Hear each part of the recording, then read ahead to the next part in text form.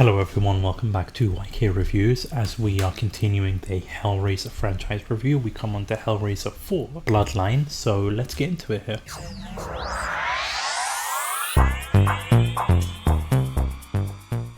So with Hellraiser 4, this one is where Pinhead goes to space. You haven't made it as a slasher villain unless you go to space. Jason, Pinhead.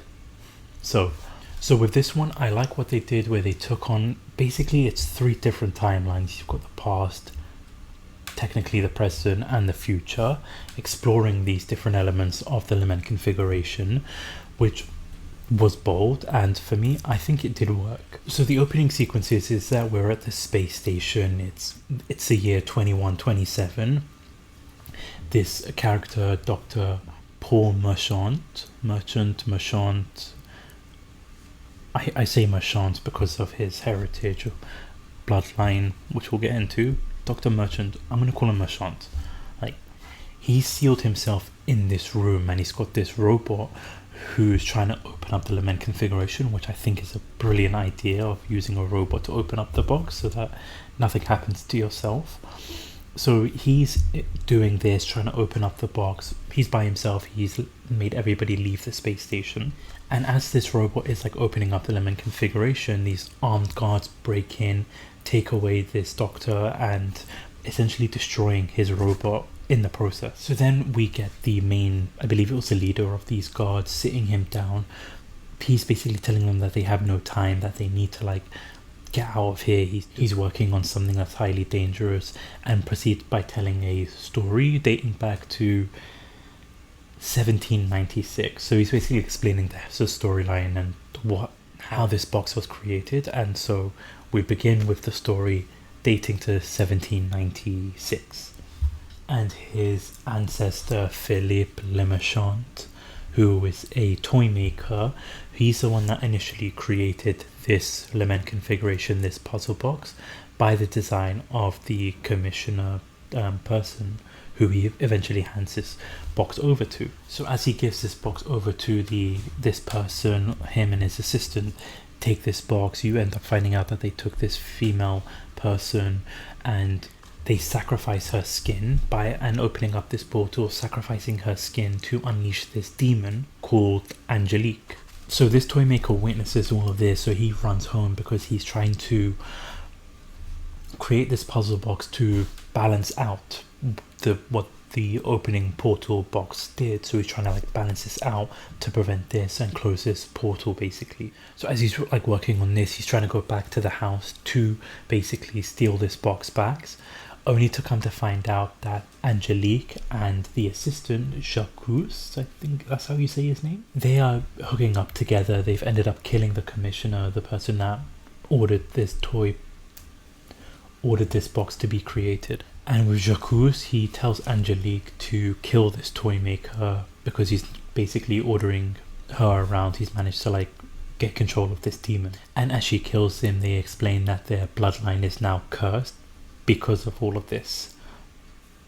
So then you get all the way introduced to like present day. At the time it's 1996. You get introduced to John Merchant, who's an architect. He's designed the building, this skyscraper in New York, which is a building that you saw at the end of the previous movie with like the lament configuration designs all around and all that stuff. So he's got a wife, he's got a kid, he's like an architect here. And so then as we come to introduce to these characters, you come to see that Angelique sees a magazine of John Merchant and his like design, and so she needs to go to New York. So she tells Jacques that they need to go to New York. He says no, and so he's interfering with Angelique's plans, and so she ends up killing him. And so then she travels to New York, and that's where she ends up like tricking this man. And just what cracked me up is the way she tricked him, how easily this guy was influenced. She gets him to like go down to like this basement, open up the lament configuration, chains come out, go straight to his nipples because she managed to convince him to do this topless. He gets dragged into hell, and that's where you see Pinhead. And I just love like the confusion between Angelique and Pinhead and their interactions there because of like the time century year difference, I would say. their ideology clashes. They both come to realize that they need to like kill John Merchant or like stop him from coming up with the plans to create this box to counterbalance the portal. Basically, her ideology is wanting to corrupt him through temptation. His one is just pain and torture, which I love from Pinhead. And then for me, what I really liked is you get introduced to these twin characters in the building. They come into this room where they've never seen before, and that's where they get introduced to Pinhead. And I love the transformation of Cenobite, because you really don't see this much moving forward, like these twins merging together to become Cenobite twins. I just thought was so fantastic. And there, from the first movie and second movie, these twins are probably my favorite Cenobites, other than the original ones. Like the way they were transformed and everything was just so great to see. So then as the movie is progressing, Angelique is using her seductive methods, trying to like stop John from creating this counterbalance box, but it's not working. Her methods aren't working with John, and Pinhead's growing tired of this. He just goes, kidnaps a mother, kidnaps a wife, kidnaps a child, threatening John, trying to tell him that he'll kill them both. And that's where you get to see like this brutality. So like John, Pinhead come face to face. John ends up dying by his head getting like chopped off in front of his own son. The wife ends up like figuring out the puzzle box, sending Angelique and Pinhead both straight to hell. And that's where we cut to like the future date, present date, where you've got Paul Merchant discussing the story, coming into a close of like what happened there, saying that he's using this space station as a way of like coming up with the methods and the plans to counterbalance this portal from hell. And that's when Pinhead, the twin Cenobites, Angelique, who has now become a Cenobite as well, and these dog Cenobites too, which I thought was brutal to have, they end up arriving on this ship and they start killing these crew members off one by one, which I just found amazing to see. You've got the typical one with like the chains being attached to this one guy and just getting stretched to explode. Angelique uses a mirror to end up chopping one guy's head off. The twins end up like splitting, getting this guy in the middle and just merging back together, which was just brutal. And so then you get to like the final act. You get to see Paul Merchant versus Pinhead. Pinhead basically realizing that he's speaking to a hologram, and I just love the confused look on Pinhead's face when he sees this hologram.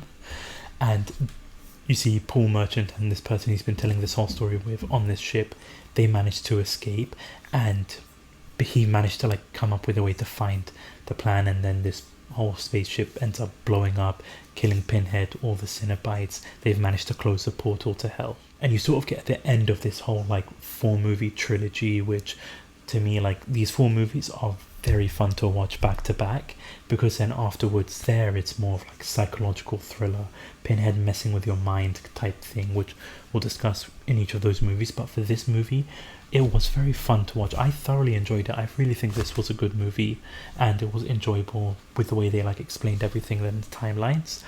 So I would recommend this movie along with the previous 3 all as like a watch along there, because I believe this movie was also the last Hellraiser movie to come out in the cinemas, because I think everybody else was like straight to DVD or those kind of stuff. So I think this one was the last one. But if you've seen the movie, let me know down in the comment section below what you thought about it. Did you enjoy it? Did you like it? What do you think about the Merchants and that timeline and the Cenobites too? Let me know down in the comment section below. And if you haven't already, hit that subscribe button, like button, hit that notification bell so that you don't miss out on any future videos. This is YK Reviews, so thank you so much for watching. Peace.